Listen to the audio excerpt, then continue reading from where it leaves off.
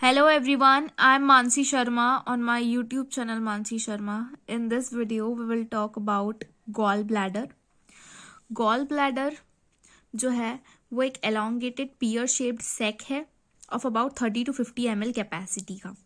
It stores and concentrates the bile and discharges it into the duodenum by its muscular contraction. इसका function क्या होता है? ये store और कंसंट्रेट करता है बाइल को जो कि लिवर में सिंथेसाइज होती है और उसको ड्यूडनम में सिंथेसाइज डिस्चार्ज करता है. ठीक है, मस्कुलर कॉन्ट्रैक्शन के through. Radio opaque substances which are excreted in the bile are also concentrated in it. Therefore, they are used to demonstrate radiographically through cholecystography the cavity of gallbladder and its ability to concentrate and contract. ठीक है, तो mainly क्या है, gall bladder जो है वो एक पियर shape का सेक होता है जो कि स्टोर और कंसंट्रेट करता है बाइल को. इतनी बात ठीक है. Hormonal control of gall bladder emptying. कब गॉल ब्लैडर जो है वो एम्प्टी होगा? तो जब फूड रीच होगा हमारा, फूड रिच इन फैट, जिसमें फैट ज़्यादा है, जब वो ड्यूडनम में एंटर करेगा तो ड्यूडनल सेल जो है एक हार्मोन लिबरेट करेंगे जिसको बोलते हैं कॉलिसिस्टोकाइनिन, दैट इज CCK. ठीक है, this hormone is carry to the gall bladder and causes its contraction. ये क्या करता है, हार्मोन जो है is carry to the gall bladder and causes its contraction. उसका कॉन्ट्रैक्शन कराता है गॉल ब्लैडर का, कॉलिसिस्टोकाइनिन. ठीक है, कॉन्ट्रैक्शन होगा ताकि क्या होगा, फिर रिलीज होगा बाइल का. There is a reflex mediation. When the gall bladder contract होती है तो स्फिंक्टर ऑफ ओडाई रिलैक्स हो जाता है. ठीक है, ताकि सारा secretion second part of duodenum में आ जाए. The concentrated bile is emptied. ठीक है, लोकेशन की बात करें कि गॉल ब्लैडर कहाँ पे होता है, तो जो गॉल ब्लैडर है वो फोसा फॉर गॉल ब्लैडर में रहता है on the inferior surface of the right lobe of liver. ठीक है, along the right edge of the quadrate lobe. जब हम लोग लिवर देखते हैं तो लिवर के इंफीरियर सरफेस में राइट लोब ऑफ लिवर में एक फोसा फॉर गॉल ब्लैडर रहता है जिसमें गॉल ब्लैडर हमारा लोकेटेड रहता है. ये ग्रीन कलर का छोटा सा दिख रहा है, पियर शेप्ड का सेक है जो कि बाइल को स्टोर कंसंट्रेट करता है और ये आपके क्वाड्रेट लोब ऑफ लिवर के राइट एज पे रहता है. ठीक है, ये क्वाड्रेट लोब, इसके राइट एज पे कौन है, गॉल ब्लैडर. उसके बाद बात करें तो ये एक्सटेंड करता है from the right extremity of porta hepatis to the inferior border of liver. कहाँ से कहाँ तक एक्सटेंड करता है, यहाँ पे पोर्टा हेपेटिस है तो पोर्टा हेपेटिस से लेके inferior surface of the liver तक ये एक्सटेंड करता है, इंफीरियर बॉर्डर ऑफ लिवर तक.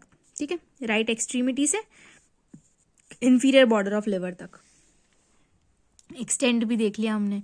इसके बाद में it is usually attach to liver substance by connective tissue. Liver के सब्सटेंस से कनेक्टिव टिश्यू से जुड़ा रहता है और वीनस कम्युनिकेशंस भी होते हैं उसके साथ में. ठीक है, by it may be suspended from the liver by short mesentery partly buried in it. Dimension की बात करें तो गॉल ब्लैडर की लेंथ 10 सेंटीमीटर होती है, विड्थ 3 सेंटीमीटर होती है, वो भी उसके वाइडेस्ट पार्ट की. पार्ट्स और रिलेशन देखें तो इसके 3 पार्ट्स होते हैं, फंडस, बॉडी और नेक. फंडस जो है वो आपका expanded blind end of organ होता है. पहले डायग्राम हम देख लेते हैं इसका. ठीक है, ये हो गया हमारा फंडस, ये हो गई बॉडी और ये हो गई नेक. सबसे पहले फंडस, फिर बॉडी और फिर नेक. अब हम फंडस का पढ़ते हैं. ठीक है, फंडस जो है वो क्या है, it is expanded blind end of the organ. It project from the inferior border of liver से प्रोजेक्ट करता है, टच करता है एंटीरियर एब्डोमिनल वॉल को at the tip of right 9 costal cartilage. ठीक है.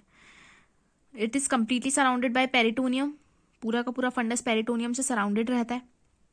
It is related anteriorly to the anterior abdominal wall and posteriorly to the transverse colon. जो हमारा फंडस रहता है वो किससे रिलेटेड रहता है, एंटीरियरली तो एंटीरियर एब्डोमिनल वॉल से और पोस्टीरियरली किससे, ट्रांसवर्स कॉलन से. All right, anteriorly posteriorly. It is continuous, मतलब उसके आगे एंटीरियर एब्डोमिनल, पीछे transverse colon. It is continuous to the body of the gall bladder with the narrow neck. वो फिर ऊपर बॉडी में कंटिन्यू हो जाएगा. बॉडी की बात करें तो अपवर्ड बैकवर्ड डायरेक्टेड रहती है, फिर नेक में कंटिन्यू करती है. Its upper surface is related directly to the liver and is devoid of peritoneum. जिसकी अपर सर्फेस है उसमें पेरिटोनियम नहीं रहता है, वो लिवर से डायरेक्टली रिलेटेड है. जिसका अंडर सर्फेस है that is covered by the peritoneum and is related to the second part of duodenum. ठीक है, जो फंडस है वो किससे रिलेटेड है, आपका सेकेंड पार्ट ऑफ ड्यूडेनम से. ठीक है, फिर बात करें नेक की, तो नेक जो है नैरो अपर एंड है गॉल ब्लैडर का, ज्वाइन करता है सिस्टिक डक्ट को, ठीक है, and it's junction with this constriction. तो ये नेक है, नेक हमारा फर्दर किस में कंटिन्यू होगा, सिस्टिक डक्ट में कंटिन्यू होगा।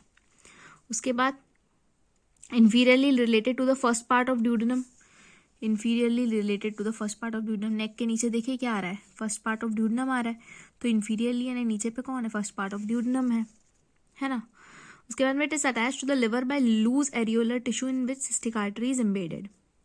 इट्स पोस्टीरियर मीडियल वॉल में पाउच लाइक डायलेटेशन रहता है जिसको हार्टमैन्स पाउच बोलते हैं। ये रहा हार्टमैन्स पाउच, इसकी जो पोस्टीरियर मीडियल वॉल है नेक की, उसमें एक डायलेटेशन होता है जिसको हम लोग हार्टमैन्स पाउच बोलते हैं। गॉल स्टोन जो है वो लॉज हो जाते हैं इस पाउच के अंदर और वो अधेशन कर लेते हैं with the first part of duodenum, क्योंकि इसके नीचे कौन है, फर्स्ट पार्ट ऑफ ड्यूडेनम है, और उसको परफोरेट कर देंगे।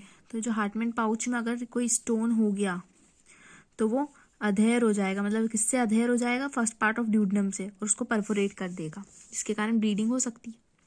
द नेक टर्न, ब्लीडिंग नहीं, सिर्फ परफोरेट कर रहा है, sorry. The neck turn sharply downward to become continuous with the cystic duct. हाँ, फिर नेक सिस्टिक डक्ट में कंटिन्यू हो जाएगी। उसके बाद देखें हम आर्टीरियल सप्लाई। आर्टीरियल सप्लाई जो है गॉल ब्लैडर का, वो सिस्टिक आर्टरी से सप्लाई करिए।